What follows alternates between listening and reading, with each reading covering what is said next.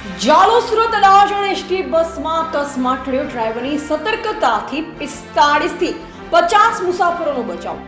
દાહોદ જિલ્લાના જાલો તરફ જતી સુરત અડાજણ જાલો રૂટના એસટી બસમાં એક મોટી દુર્ઘટના ટળવાની ઘટના સામે આવી છે.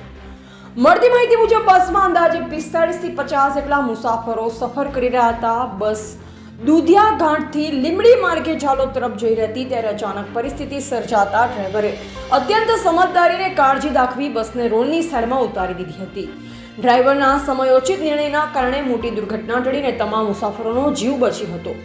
ઘટનાના સમયે પાછળથી પોતાની કારમાં આવી રહેલા કોંગ્રેસના વેલપુરા સીટના ઉમેદવાર કલ્પેશભાઈ વસૈયા પોપટભાઈએ તુરંત જ ગાડી ઉભી રાખી મદદ માટે આગળ આવ્યા. તેમણે બસમાં રહેલ તમામ મુસાફરોને સલામત રીતે બહાર કાઢવામાં સહાય કરીને તાત્કાલિક નજીકની હોસ્પિટલ પહોંચાડ્યા હતા. આ ઘટનામાં કેટલાક મુસાફરોને નાની મોટી ઈજા પહોંચી હોવાનું જાણવા મળ્યું છે, જેમને સારવાર માટે હોસ્પિટલ ખસેડવામાં આવ્યા છે. આ સમગ્ર ઘટનામાં ડ્રાઈવરની સતર્કતા અને કલ્પેશભાઈ વસૈયાની માનવતાભરી કામગીરી પ્રશંસનીય રહી છે, જેનાથી મોટી જાનહાનિ ટળી હતી.